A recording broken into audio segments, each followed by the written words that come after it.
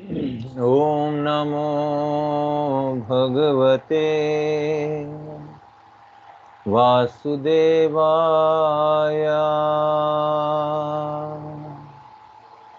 ॐ नमो भगवते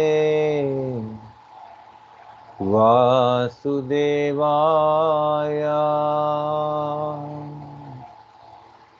ॐ नमो भगवते वासुदेवाय।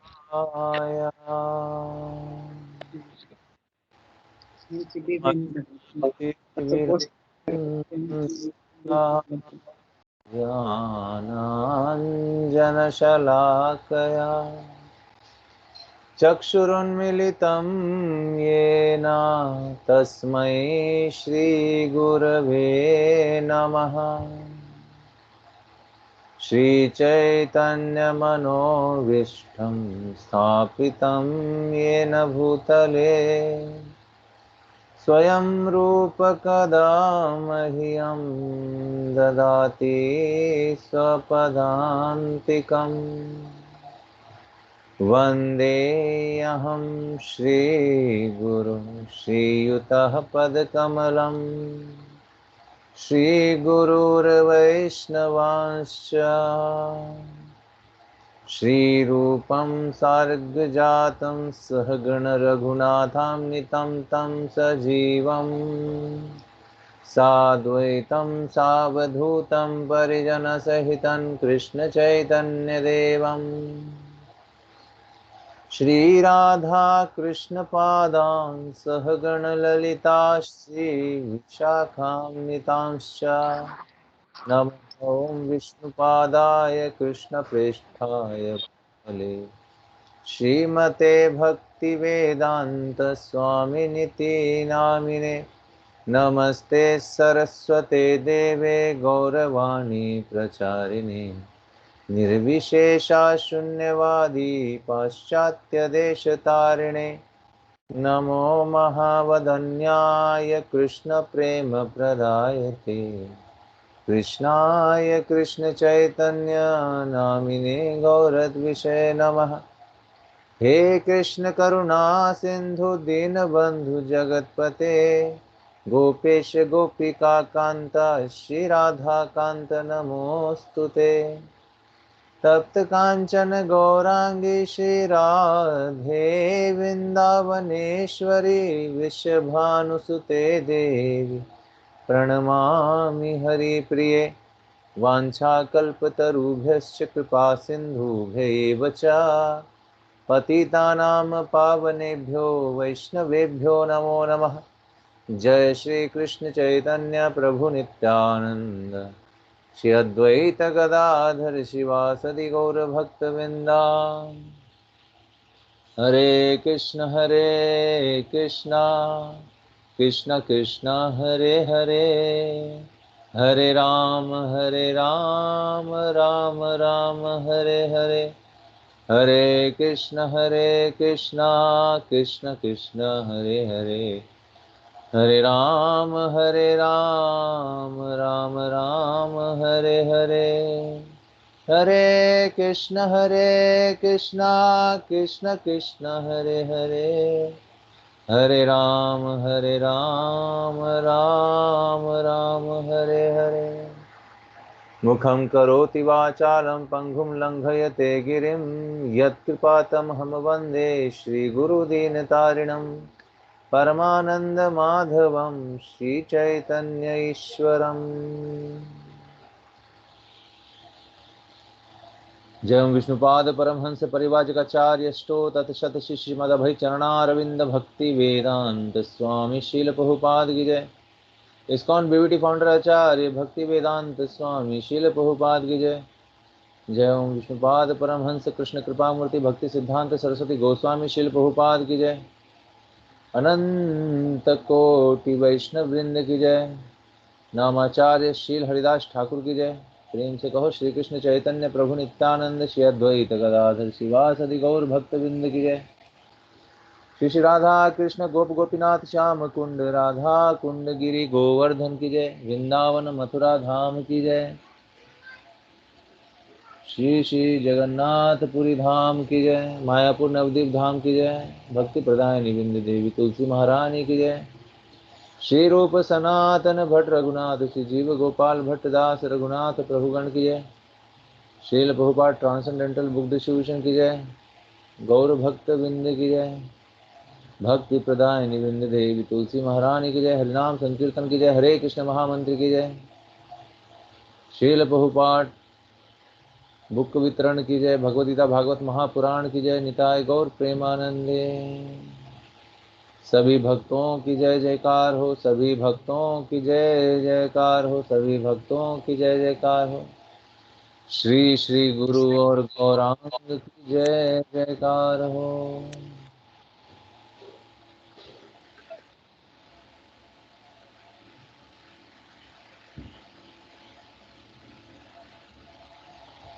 हरे कृष्णा। तो सभी भक्तों का हार्दिक स्वागत है आज की कक्षा में।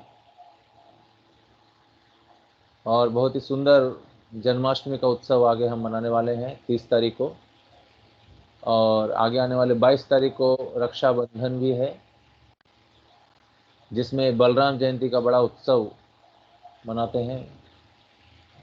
और उसके उपरांत जन्माष्टमी के दूसरे ही दिन शील प्रभुपाद जी का अपीयरेंस 125 125वां आविर्भाव दिवस है।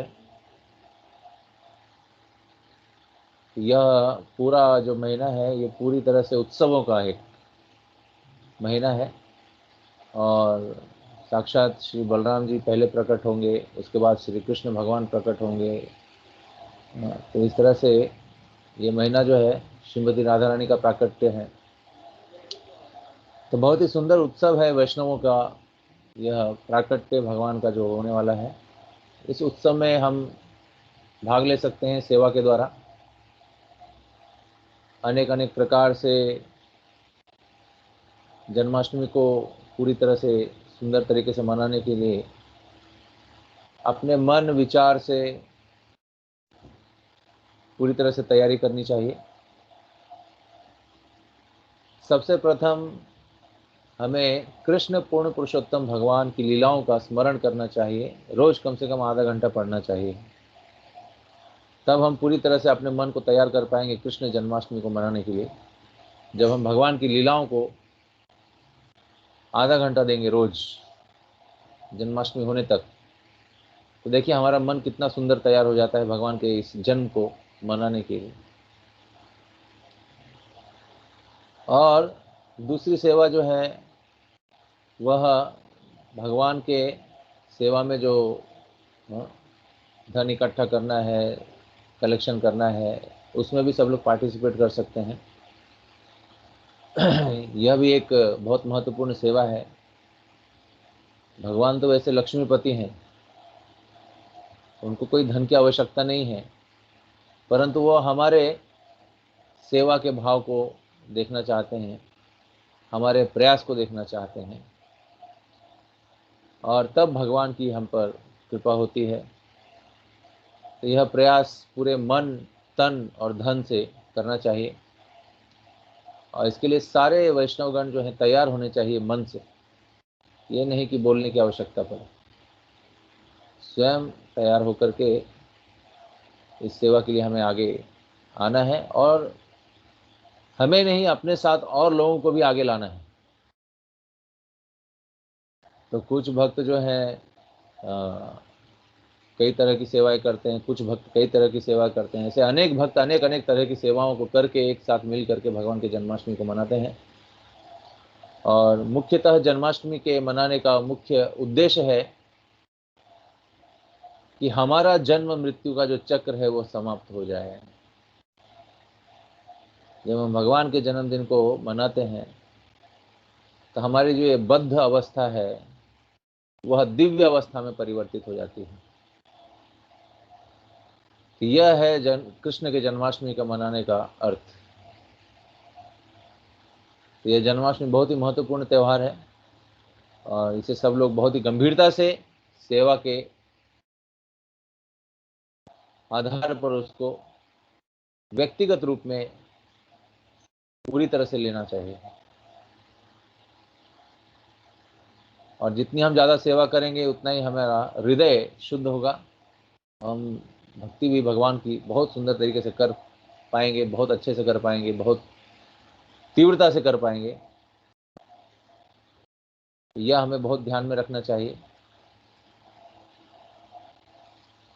तो आज श्री उपदेशामृत के जो रूप गोस्वामी ने रचा है उसके 7वें श्लोक पर हम चर्चा करने वाले हैं। तो 7वें श्लोक का हमने एक पैराग्राफ किया था, हमने पिछली बार चर्चा। आज हम आगे की जो पैराग्राफ है श्रील प्रभुपाद जी के द्वारा जो तात्पर्य है उसके आधार पर आज हम चर्चा करेंगे।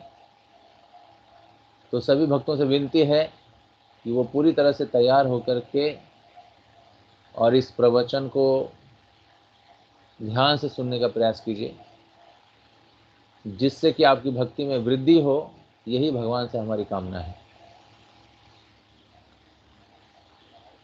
तो श्लोक नंबर 7 श्री रूप गोस्वामी द्वारा रचित श्री उपदेशामृत के पुस्तक से तो हम श्लोक का उच्चारण करेंगे, उसके उपरांत हम आगे की चर्चा प्रारंभ करेंगे। स्यात् कृष्ण नाम चरिता दिशिताप्य विद्या पितोपतत रसनस्य न रोचिकात्नु किन्त्वादरादनुदिनं खलु सैव जुष्टा स्वाद्विक्रमाद्भवति तद्गदमूलहन्त्री स्यात् कृष्णनामचरितादिशिताप्यविद्या पित्तोपतप्तरसनस्य न रोचिकानु किनत्वा दरादनुदिनं खलु सैव जुष्टा स्वाद्विक्रमाद्भवति तद्गदमूलहन्त्री स्यात् कृष्णनामचरितादसिताप्यविद्या पित्तोपतप्तरसनस्य न रोचिकानु केन्वादरादुनदिनं खलु सैव जुष्टा स्वाद्विक्रमाद्भवति तद्गदमूलहन्त्री। इसका अनुवाद है, कृष्ण का पवित्र नाम, चरित्र, लीलाएं तथा कार्यकलाप सभी मिश्री के समान आध्यात्मिक रूप से मधुर हैं। यद्यपि अविद्या रूपी पीलिया रोग से ग्रस्त रोगी की जीभ किसी भी मीठी वस्तु का स्वाद नहीं ले सकती, लेकिन यह आश्चर्य की बात है कि इन मधुर नामों का नित्य सावधानी पूर्वक कीर्तन करने से उसकी जीभ में प्राकृतिक स्वाद जागृत हो जाता है, प्राकृतिक स्वाद जागृत हो उठता है और उसका रोग धीरे धीरे समूल नष्ट हो जाता है। तात्पर्य, इस भौतिक जगत में जब कोई कृष्ण भावनामृत की अपेक्षा भौतिक जीवन शैली में अधिक रुचि लेता है तो वह रुग्ण अवस्था में है। यहाँ से हम शुरुआत करेंगे। तो सारे भक्तों से अनुरोध है कि वो पूरी तरह से इसे ध्यानपूर्वक सुन करके अपने जीवन में इसे पूरी तरह से व्यवहारिक रूप में लाने का प्रयत्न कीजिए। इस भौतिक जगत में, तो कहाँ की बात हो रही है? भौतिक जगत की। ये जो जगत में हम रह रहे हैं इसे मटेरियल वर्ल्ड कहा जाता है। मैटर का मतलब है जड़, पत्थरों का स्थान, है ना। मटेरियल वर्ल्ड, पत्थरों का जगत, अर्थात यह पूरा मटेरियल वर्ल्ड जो है, भौतिक जगत जो है, निर्जीव पत्थर से बना हुआ है। इसके अंदर कोई जान नहीं है, इसलिए इसको मटेरियल वर्ल्ड कहते हैं। तो इस भौतिक जगत में जब कोई ऐसा जीव कृष्ण भावनामृत की अपेक्षा, यानी कृष्ण का नाम लेना, कृष्ण का भजन करना, कृष्ण की सेवा करना, सीखना, कृष्ण के बारे में चर्चा करना, ये जब कोई नहीं करता है और उसकी कृष्ण भावनामृत की अपेक्षा भौतिक जीवन की शैली में अधिक रुचि लेता है। भौतिक जीवन की शैली मतलब कैसा है? पत्थरों के इस संसार में बहुत रुचि लेता है वो। तो पत्थर के संसार में जब कोई रुचि लेगा तो क्या करना पड़ेगा उसको? बहुत कष्ट करना पड़ेगा। आपने देखा होगा पहाड़ों पर जो पत्थर तोड़ते हैं लोग, कितना कष्ट करते हैं। उसी तरह से जो हम पढ़ाई करते हैं, शिक्षाएं लेते हैं और बाद में हम कंपनी में काम करते हैं, उससे धन इकट्ठा करते हैं और धन से अपना परिवार का लालन पोषण करते हैं, जो भी इच्छाएं हैं वो पूर्ति करते हैं। लेकिन यह सुबह से शाम तक कंपनी में 8 घंटा, 12 घंटा, 24 घंटा काम करना और उसके बाद 1 महीने के बाद कुछ तनख्वाह मिलती है जिससे कि हमारा घर चलता है और घर में जो भी सुविधाएं हैं उसको हम उससे पूर्ति करते हैं। तो यह सारी जो क्रियाएं हैं यह हम अपनी इच्छा से नहीं करते हैं। यही इस जगत की सबसे बड़ी क्या है? एक दुर्गम स्थिति है जिसे हमें समझना है। सब लोग सोचते हैं कि हम अपनी इच्छा से कर रहे हैं, काम कर रहे हैं, पैसे कमा रहे हैं, घूम रहे हैं, आनंद ले रहे हैं, लेकिन यह भौतिक जगत में कोई भी व्यक्ति अपनी इच्छा से काम नहीं करता है। कैसे काम करता है? By force. बाय फोर्स क्या करता है? वो काम करता है। यदि वो काम नहीं करेगा तो कुछ ना कुछ तो करेगा वो। बिना कुछ किए रह नहीं सकता वो। तो ये मटेरियल जो भौतिक जगत है, जो पत्थरों का जो जगत है, इसमें क्योंकि पत्थर है तो जब तक आप उस पत्थर को हिलाएंगे नहीं, हिलेगा नहीं। कोई निर्जीव वस्तु है, जब तक कोई जीव जो सजीव वस्तु है उसको टच नहीं करेगा, उसको पुश नहीं करेगा, उसको फोर्स नहीं करेगा, तब तक वो हिलेगा नहीं।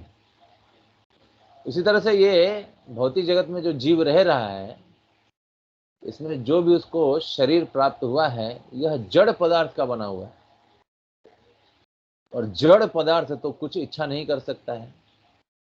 यह तो एक कॉमन सेंस है, सब लोग जानते हैं। यह जीव जो है थोड़ी सी इच्छा लेकर के इस भौतिक शरीर में बंध जाता है और बंधने के बाद बाय फोर्स, क्योंकि उस जीव के अंदर क्या है? चेतना है। उस चेतना से इस जड़ शरीर को फोर्स किया जाता है। अभी कैसे फोर्स किया जाता है? गुणों के आधार पर, सत्वगुण, रजगुण, तमगुण। इन गुणों के आधार पर जब उसको फोर्स किया जाता है तो कभी वो सत्वगुण में कार्य करता है, कभी वो रजोगुण में कार्य करता है, कभी वो तमोगुण में कार्य करता है, कभी कभी इन तीनों के मिश्रण में कार्य करता है। तो यह 3 गुणों के आधार पर शरीर को फोर्स किया जा रहा है, काम करो। लेकिन यह चीज हमें समझ में नहीं आ रही है। इसी को माया कहा गया है, इग्नोरेंस कहा गया है। यह बहुत ही कठिन नहीं है समझने के लिए, लेकिन हमारी बुद्धि इतनी कमजोर हो चुकी है कलयुग में कि हम तत्व वस्तु को नहीं जान पा रहे हैं। बाकी सारी चीजें हम जान पाते हैं। यह जो बुद्धि है कलयुग में कैसी हो गई है? भैंस की बुद्धि हो गई। भैंस की बुद्धि का अर्थ क्या है? भैंस के आगे बीन बजाओ और भैंस खड़े सर हिलाए। जब कोई भगवान के आगे जो है प्रार्थना करता है तो उसे बहुत आनंद आता है, आदान प्रदान भी होता है। लेकिन कोई अगर भैंस के आगे बीन बजाए तो उसका कोई आदान प्रदान नहीं होता है, क्योंकि भैंस समझ ही नहीं पाती है और भैंस केवल सर हिलाती है बस। अर्थात कहने का अर्थ यह है कि हमें गाय का दूध पीना चाहिए, भैंस का नहीं। आजकल भैंस का दूध ज़्यादा बिक रहा है और लोग पी भी रहे हैं, तो उनकी दिमाग की जो बुद्धि है, जो दिमाग है, दिमाग की जो एक ऊर्जा है, वह धीरे धीरे बहुत ही मोटी हो रही है। मोटी का अर्थ क्या है? मोटी का अर्थ है कि वह सूक्ष्म चीज़ों को परख नहीं पा रही, वो ज़्यादा ग्रॉस चीज़ों को देखती है। जो दिखने वाली चीज़ है, जो ग्रॉस है, हाँ, जिसको कोई भी देख सकता है, वैसी चीज़ों पे हमारी बुद्धि अटक रही है। परंतु गाय का दूध पीने से क्या होता है कि बुद्धि तीक्ष्ण होती है, सूक्ष्म हो जाती है, सूक्ष्म पदार्थ को समझने के लिए सक्षम हो जाती है। इसलिए भारत में गौ सेवा ये बहुत महत्वपूर्ण है।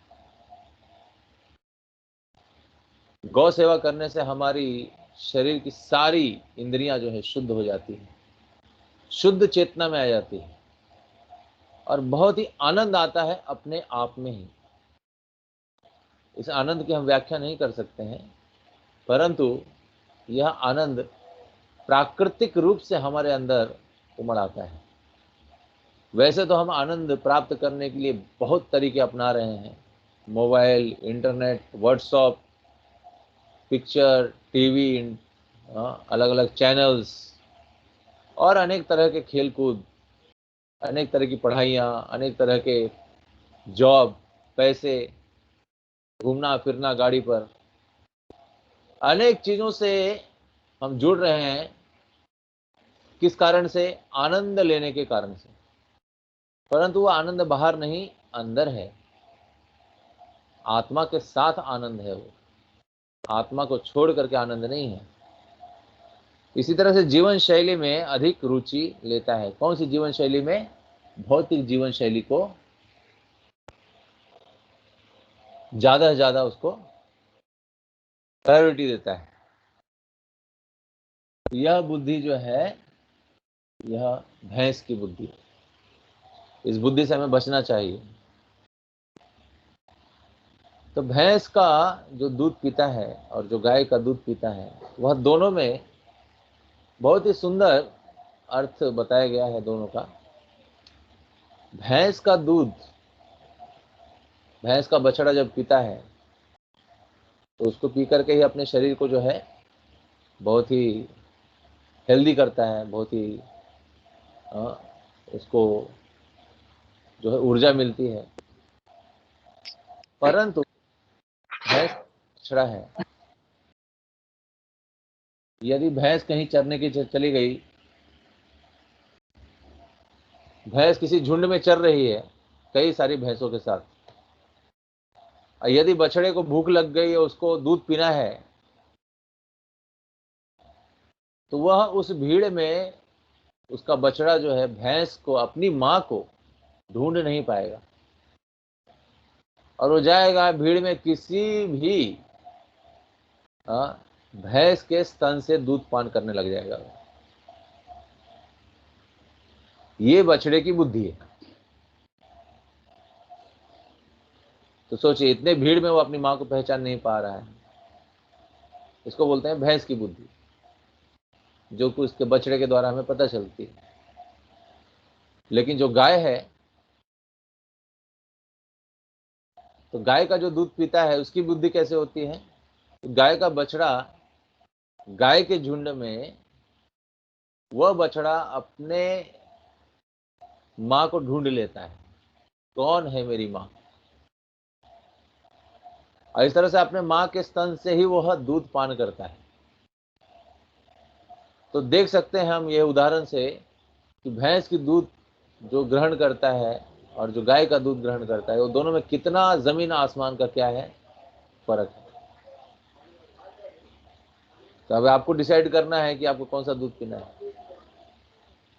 यदि आपको अपना अस्तित्व कि मैं शरीर नहीं, मैं आत्मा हूं, मैं कृष्ण का अंश हूं, यह अपनी बुद्धि से जानने का प्रयास करना है, तो हमें गाय का दूध अवश्य ही पीना चाहिए। और यदि जैसे चल रहा है गाड़ी चलने दो, खा पी करके पशु की तरह अपना जीवन बिताने का जो इच्छा है, वह भैंस का दूध पीने से आती है। तो इस तरह से आप समझ जाइए कि आपको कौन सा दूध पीना चाहिए। तो वह रुग्ण अवस्था में है, ऐसा समझना चाहिए। रुग्ण अवस्था में जो व्यक्ति है, उसका सिम्टम क्या है कि वह भौतिक चीजों में बहुत रुचि रखता है। भौतिक चीजें चाहिए उसको, यहां तक कि भगवान का नाम लेने के बाद भी भौतिक चीजें चाहिए। हाँ, यह इच्छा मन से निकाल देनी चाहिए। श्री चैतन्य महाप्रभु कहते हैं अपने शिक्षा अष्टकम में, न धनम न जनम न सुंदरिम कविताम वा जगदीश कामये। तो तीन चीजों की आशा नहीं करनी चाहिए, न धनम न जनम न सुंदरिम कविताम वा जगदीश कामये।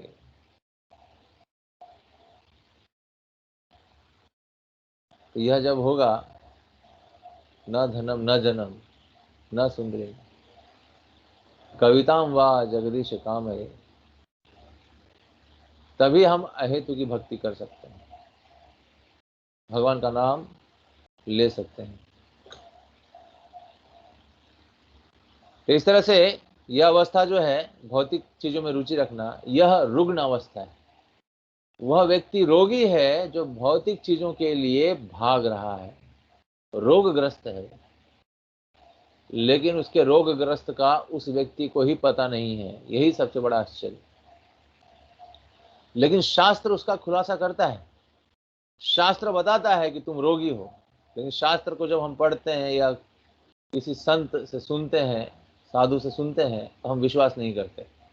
हम क्या सोचते हैं, साधु जी ही गलत हैं, शास्त्र ही गलत है, हम तो बहुत अच्छे हैं, 2 टाइम का खाना मिल रहा है, घर है, नौकरी है, गाड़ी है, सब कुछ है, कहाँ कुछ रोग है, सब तो आनंदमय दिख रहा है। परंतु ये गुरु जी क्या बोल रहे हैं?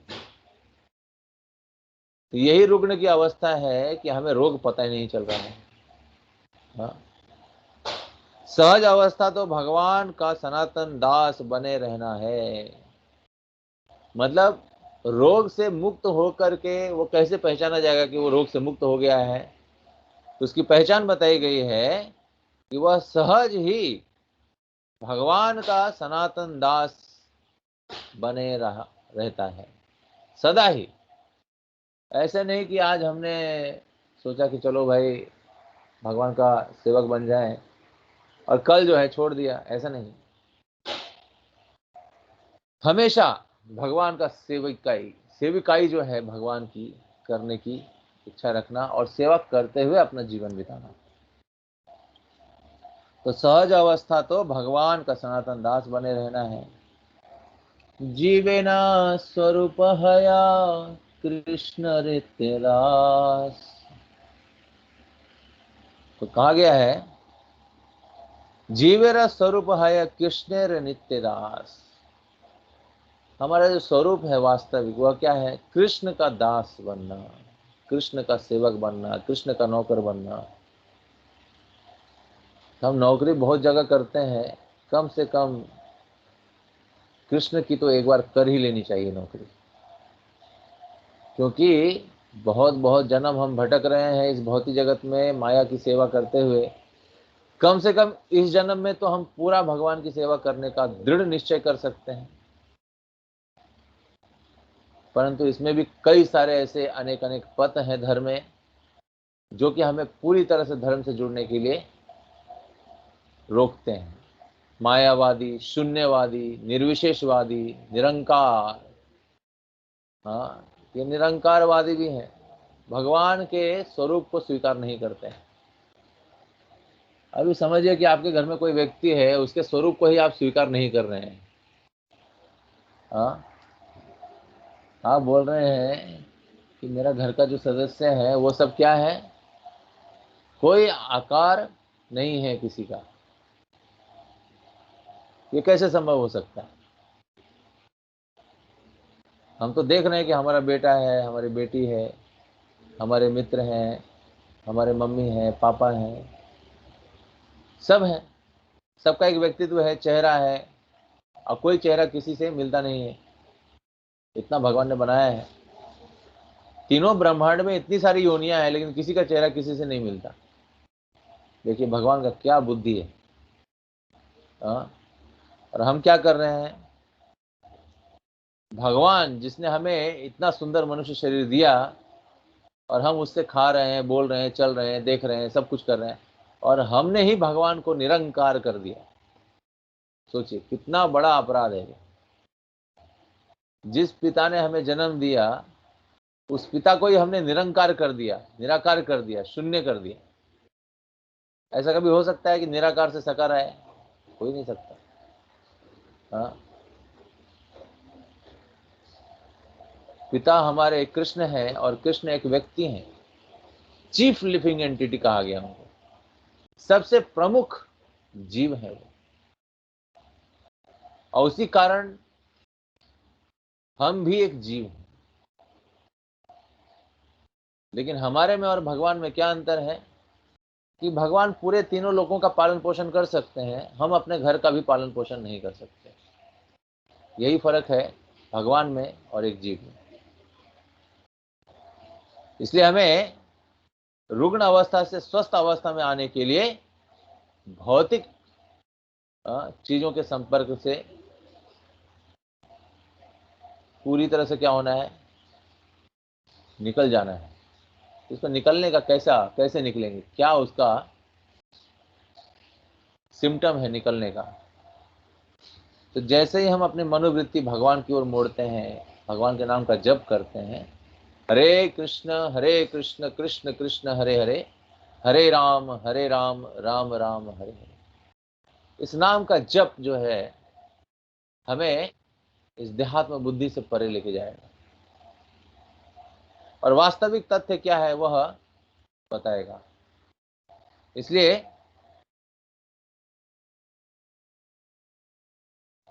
हमें रुग्ण अवस्था से पूरी तरह से प्राकृतिक अवस्था में आना है। इसके लिए कृष्ण का भजन करना है। तो कृष्ण की माया शक्ति के बाह्य गुणों से आकर्षित होकर कृष्ण को भूल जाता है। जैसे कोई पिता के धन को अगर देखेगा, उनके वैभव को देखेगा, अरे पिताजी के पास कितना धन है, कितने लोग आते हैं, कितने फेमस हैं वो, और यह देख करके उसका ही पुत्र, उस पिता का ही पुत्र अपने पिता से ईर्ष्या करने लगेगा। अरे इनके पास तो इतना धन है, लेकिन 1 रुपया पॉकेट मनी भी देते नहीं है। और उस ईर्ष्या के कारण वह बेटा क्या करेगा, स्वयं कुछ न कुछ कर करके धन कमाने का प्रयास करेगा, धन अर्जन करने का प्रयास करेगा, और अपने पिता को पूरी तरह से तिरस्कार कर देगा। उसी तरह से ये जीव भी जो है भगवान का तिरस्कार करके बहुत मेहनत करके अपना एक घर उठाता है, फिर परिवार को जोड़ता है, फिर कहीं घूमने जाता है, लेकिन यह भगवान को छोड़कर करने से ये सारे कार्य उसके लिए बहुत ही फ्रस्ट्रेशन, अर्थात यह पूरा कार्य जो है उनका रुग्ण अवस्था में होता है, स्वस्थ अवस्था में नहीं। यदि हम उसी कार्य को स्वस्थ अवस्था में करना चाहते हैं तो हमें भगवान श्री कृष्ण की भक्ति करनी पड़ेगी, और 16 माला का जप, 16 माला ही कंपलसरी होना चाहिए। इसका और कोई उपाय नहीं है, कोई ऑप्शन नहीं है। 16 माला का जप मतलब 16 माला का जप। और क्या 16 माला का जप करना ही पर्याय है? नहीं, ज्यादा कर सकते हैं लेकिन कम नहीं। 16 माला नहीं तो 16 माला से ज्यादा, लेकिन 16 माला से कम बिल्कुल नहीं। तो यह 16 माला करने से हमारे आत्मा को पोषण मिलता है, और आत्मा की ऊर्जा जब जागृत होती है, मन और बुद्धि से उसकी संकल्प शक्ति जागृत होती है, और वह शरीर से पूरी तरह से अपने कार्यों को करने के लिए सक्षम हो जाता है। इसलिए भक्ति युक्त कार्य करने के लिए हमें भगवान के नाम का लेना अति आवश्यक है। हरे कृष्णा कृष्ण कृष्ण हरे हरे, हरे राम राम राम हरे हरे। इसलिए हमें अपने आप को बहुत ही सतर्क रखना पड़ेगा कि हम मनुष्य योनि में हैं और भगवान का नाम लेना ही चाहिए। यदि हम मनुष्य योनि में भगवान का नाम नहीं लेते हैं तो परिणाम यह है कि हम अगला योनि कौन सा लेंगे वो हमें पता नहीं है। इस योनि में हमें पता चला है कि हम मनुष्य योनि में हैं, तुरंत भगवान का नाम लेना प्रारंभ कीजिए, अविलंब, तुरंत, और भगवान की सेवा से जुड़ जाइए। तो जब जीव कृष्ण की माया शक्ति के बाह्य गुणों से आकर्षित होकर कृष्ण को भूल जाता है तो कैसे भूलता है? माया की आकर्षण से, माया का जो आकर्षण है उससे वह कृष्ण को भूल जाता है। अभी इसका एक सरल उदाहरण मैं देता हूं। ज्वेलरी के शॉप में अगर कोई ज्वेलरी खरीदने जाता है या अन्य इतर कोई ज्वेलरी बेच रहा है और लॉकेट है, तो एक जो है असली सोने का है, एक जो है वो नकली सोने का है। अभी जिसको फर्क करना नहीं आता है वह क्या बोलेगा, ये नकली सोने का जो लॉकेट है ये बहुत ही आकर्षक लग रहा है, यही वास्तविक में सोना है, और तुरंत उसको लेने के लिए इच्छा प्रकट करता है। परंतु जिसने उसको रखा है वह दुकानदार उसको बताता है कि यह ज्यादा चमकता है लेकिन सोना नहीं है, ये इसका लेयर लगाया गया है, असली सोना तो उसके ही समीप रखा गया है। और जब वो असली सोने को देखता है तो यह वह इतना नहीं चमकता है जितना डुप्लीकेट सोना उसके ऊपर जो लेयर चढ़ाया गया है वो चमक रहा है। तो दोनों में फर्क क्या है? दोनों में फर्क यह है कि जो लेयर चढ़ाया गया है वो कुछ दिन के बाद क्या हो जाएगा, यूज करने के बाद समाप्त हो जाएगा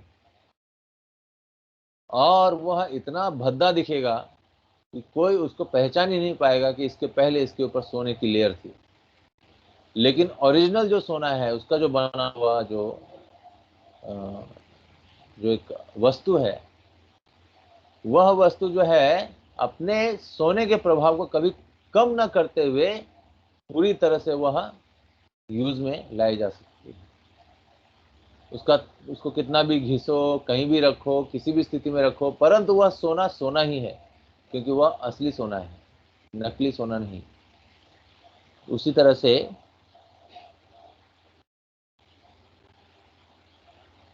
जब कृष्ण की माया शक्ति के बाह्य गुणों से आकर्षित होकर कृष्ण को भूल जाता है, कृष्ण को भूलने का कारण यही है कि माया जो है हमें बहुत आकर्षित लग रही है, लेकिन यह माया भी उसी इमिटेशन ज्वेलरी की तरह है। इस शरीर का जब रंग उतरता है तो कोई पूछता नहीं है। जब तक इस शरीर में रंग भरा हुआ है, युवावस्था है, बहुत तेज है, और अनेक अनेक तरह के मांसाहार, अंडे और इन सारी चीज़ों को खा करके और ज़्यादा बलवान होने का प्रयास कर रहे हैं शरीर के माध्यम से, यह शरीर का जब रंग उतरता है तो कोई पसंद नहीं करता। तथा कथित जो ब्यूटी, लोग ब्यूटी पार्लर में जाकर के अपना अपना ब्यूटी बनाते हैं, लेकिन ब्यूटी पार्लर में ब्यूटी बनाने की जरूरत नहीं है। ब्यूटी बनने के लिए जो ब्यूटीफुल है उससे जुड़ना पड़ेगा। और कौन है ब्यूटीफुल? सबसे आकर्षक कौन है? कृष्ण का अर्थ ही है आकर्षक, सर्व आकर्षक। तो हमें कृष्ण से जुड़ना पड़ेगा, और कृष्ण से जुड़ने के लिए हमें भगवान के नाम का जप करना पड़ेगा। हरे कृष्ण कृष्ण कृष्ण हरे हरे, हरे राम राम राम हरे हरे। इसको विलंब मत कीजिए जुड़ने से, नहीं तो आपकी सुंदरता इस भौतिक जगत के आधार पर जब रहेगी तो बहुत ही पछतावा होगा आगे जाकर। इसलिए बुद्धिमान व्यक्ति वही है जो कल करना है वो आज कर, और आज जो करना है वो अभी कर देता है, विलंब नहीं करता। यह जो करता है वो जीवन में सफलता प्राप्त करता है। इसी तरह से यह स्वस्थ अवस्था तब तक जाती है, तब चली जाती है जब जीव कृष्ण की माया शक्ति के बाह्य गुणों से आकर्षित होकर कृष्ण को भूल जाता है। यह माया का संसार दुराश्रय कहलाता है, जिसका अर्थ है मिथ्या या बुरी शरण। एक होता है सदाश्रय, गुरु आश्रय, एक होता है दुराश्रय। दुराश्रय का अर्थ है बुरे व्यक्तियों का आश्रय ग्रहण करना, अर्थात मिथ्या या बुरी चीजों को शरणागत हो जाना। जो दुराश्रय में श्रद्धा रखता है उसे निराशा ही प्राप्त होती है। तो दुराश्रय में श्रद्धा रखने वालों का कुछ यहाँ पर सिम्टम बताया गया है कि सबसे पहला सिम्टम है कि उसे निराशा ही हो पाती है। वो हमेशा निराश ही रहता है, कभी प्रसन्न रहता ही नहीं। दूसरा है, इस भौतिक जगत में प्रत्येक व्यक्ति सुखी होने का प्रयास करता है, फिर भी सुखी होने का प्रयास कर रहे हैं, सुखी नहीं हो पा रहे हैं, फिर भी प्रयास कर रहे हैं, प्रयास जारी है। और यद्यपि उसके प्रयास सभी तरह से विफल होते हैं, किंतु अविद्या के कारण वह अपनी त्रुटियों को समझ नहीं पाता। तो ये सारी बातें जो हैं जानकार में हैं, परंतु कुछ त्रुटियां हैं हमारे अंदर जिसके कारण हम उसको पहचान नहीं पा रहे हैं। इसलिए हमें शुद्ध भक्तों का संग करना चाहिए। यदि भी उसके प्रयास सभी तरह से विफल होते हैं, किंतु अविद्या के कारण वह अपनी त्रुटियों को समझ नहीं पाएगा। तो अविद्या शरीर अविद्या जाल, जड़ इंद्रिय ताहे काल, तार मध्य जिवाति, लोभो मोह सुग्रमति। यह हम प्रसाद खाने के पहले महाप्रसाद गोविंद में गाते हैं। यह और यद्यपि उसके प्रयास सभी तरह से विफल होते हैं, किंतु अविद्या के कारण वह अपनी त्रुटियों को समझ नहीं पाता। लोग एक त्रुटि को दूसरे त्रुटि से सुधारना चाहते हैं। तो भौतिक जगत में लोगों की प्रॉब्लम क्या है कि जब गलती होती है तो गलती और करके उस गलती को सुधारना चाहते हैं। ये तो मूर्खता का सबसे बड़ा प्रमाण है कि हमने गलती की है, लेकिन उसी गलती को और दोबारा दोहरा करके अपनी रक्षा कर रहे हैं। तो इस तरह से लोग एक त्रुटि को दूसरे त्रुटि से सुधारना चाहते हैं। इस जगत में अस्तित्व टिकाए रखने के लिए संघर्ष करने की यही नीति है। तो हमें संघर्ष करना है, तो कैसे करना है? लोग एक त्रुटि को दूसरे त्रुटि से सुधारना चाहते हैं, तो इस जगत में अस्तित्व टिकाए रखने के लिए संघर्ष करने की यही रीति है। यदि ऐसी अवस्था में किसी को कृष्ण भावनामृत ग्रहण करके सुखी होने की सलाह दी जाती है, तो वह ऐसे उपदेशों को स्वीकार नहीं करता। तो कृष्ण भावनामृत में जो भक्त आ जाता है, ग्रहण करके सुखी होने का सलाह मिलता है, तो वह ऐसे उपदेशों को स्वीकार नहीं करता जो अनेक अनेक तरह से कृष्ण भक्ति से हमें हटा दे। तो जो कृष्ण भावनामृत आंदोलन सारे विश्व में इसी निपट अज्ञान को दूर करने के लिए प्रसारित किया जा रहा है, यानी जीव के अज्ञान को पूरी तरह से अदृश्य करने के लिए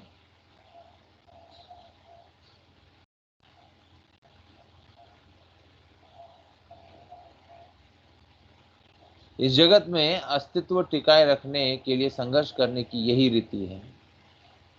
तो संघर्ष करना ही पड़ेगा, इसके बिना कुछ होगा नहीं। यहीं पर इसको बताया गया है इस तरह से, यदि किसी अवस्था में किसी को कृष्ण भावनामृत ग्रहण करके सुखी होने का सलाह दी जाती है, तो वह ऐसे उपदेशों को स्वीकार नहीं करता। तो जो इस भौतिक जगत में अपने अपने तरीके से जीने के लिए बाध्य हो चुके हैं और अपनी अपनी इच्छा से अनेक अनेक चीजें करते हैं, उन सबको यह भगवत गीता सुलभ नहीं हो पा रही है। तो हमें क्या करना चाहिए? भगवत गीता का वितरण भी करना चाहिए।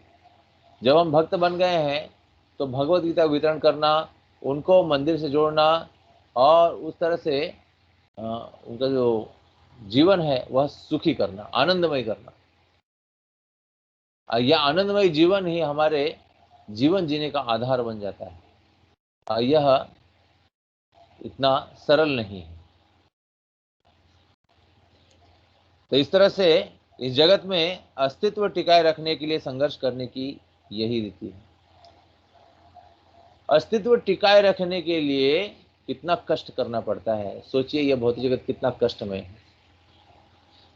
इस जगत में अस्तित्व टिकाए रखने के लिए संघर्ष करने की सही रीति है। यदि ऐसी अवस्था में किसी को कृष्ण भावनामृत ग्रहण करके सुखी होने की सलाह दी जाती है तो वह ऐसे उपदेशों को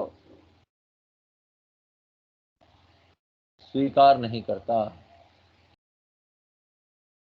कैसे आदेशों को स्वीकार नहीं करता है? यदि ऐसी अवस्था में किसी को कृष्ण भावनामृत ग्रहण करके सुखी होने की सलाह दी जाती है तो वह ऐसे उपदेशों को ग्रहण नहीं करता। अर्थात ऐसे दुखमय जगत से उसको बाहर निकालने के लिए यदि कोई उनको भगवान का नाम लेने के लिए कहे तो वह उसके लिए सबसे बड़ा क्या हो जाता है? बर्डन। तो यदि ऐसी अवस्था में किसी को कृष्ण भावनामृत ग्रहण करके सुखी होने की सलाह दी जाती है तो कृष्ण भावनामृत ग्रहण करो और सुखी हो जाओ। यह सलाह ही प्रचार के रूप में आगे बढ़ती है तो वह ऐसे उपदेशों को स्वीकार नहीं करता। तो श्रील प्रभुपाद जी अपने बचपन के दिनों से ही बहुत ही गंभीर थे, कैसा साधु होना चाहिए, कैसे बोलना चाहिए, कैसे उठना चाहिए, कैसे बैठना चाहिए। श्रील प्रभुपाद जी ने प्रचार करने के उपरांत अपने शिष्यों को कहा कि इफ यू कॉपरेट, यदि आप पूरी तरह से सहयोग करते हो एक दूसरे का, भक्त लोगों को कहा, तभी मैं प्रसन्न रह पाऊंगा। यानी श्रील प्रभुपाद जी को यदि हमें प्रसन्न करना है तो आपस में मिल करके पूरी तरह से हमें भगवान की भक्ति का प्रचार करना है, साधना करना है। और यह अवस्था जो है पूरी तरह से लाने के लिए प्रयास करना है कि हम पूरी तरह से विरक्त हो चुके हैं, कृष्ण भावना भावित हो चुके हैं, कृष्ण की भक्ति में हमारा पूरी तरह से मन लग चुका है। और यह तभी हो सकेगा जब हम मंदिर में कुछ सेवा लेंगे। आप जब भी आते हैं मंदिर में कुछ सेवा कीजिए, इसके लिए कोई मना नहीं करेगा। तो यह सिद्धांत है कि जब कोई व्यक्ति आत्मा को विस्मरण करके शरीर के माध्यम से अपनी गाड़ी को चलाता है तो उसे अनेक अनेक तरह के कष्ट को झेलना पड़ता है। इसलिए कष्ट से मुक्ति ही सबसे बड़ा क्या है? पर्याय है। तो कंस, हिरण्यकशिपु, हिरण्याक्ष, यह सब भगवान की शक्ति के द्वारा भगवान के हाथों उनकी मृत्यु प्राप्त हुई और वो वैकुंठ गए। परंतु इन सब तो कंस, दंतवक्र, शिशुपाल, ये सब के सब क्या थे? आसुरिक वृत्ति थे। आसुरिक वृत्ति के होने के कारण ही यह ऐसा कर पा रहे थे। हालांकि आसुरिक वृत्ति जो है हमें निकालने के लिए हमेशा दिन रात प्रयत्नशील होना चाहिए। यदि हमारी मन और बुद्धि यह सोच रही है कि कृष्ण का जप कब करना है, कैसे करना है, उपाय ढूंढ रही है, तो वह सही भक्त है। यदि अपनी माला को रख करके केवल घूम रहा है, माला ही नहीं कर रहा है, माला करता भी है तो कोई आ जाता है तो उसे बोलता है, इससे जो है धर्म की हानि होती है। इसलिए धर्म को हमें क्या करना है? प्रोटेक्ट करना है, बचाना है। तो धर्म को जब हम बचाएंगे तभी धर्म हमको भी बचाएगा। यही है सबसे बड़ी दवाई कि हम धर्म को बचाएं, धर्म हमें बचाएगा। तो इस तरह से यह पैराग्राफ जो है हमने आज संपन्न किया। आगे के पैराग्राफ को हम आगे पढ़ेंगे। बहुत अच्छे से विश्लेषण किया गया श्रील प्रभुपाद जी के तात्पर्य को, और आशा करते हैं कि इन प्रवचनों से आपको बहुत लाभ पहुंच रहा होगा। मैं यहीं पे अपनी वाणी को विराम देते हुए, हरे कृष्णा, श्रील प्रभुपाद की जय, गौर भक्तवृंद की जय, श्री रूप गोस्वामी पाद की जय, निताय गौर प्रेमानंदे। हरे हरे बोल, धन्यवाद।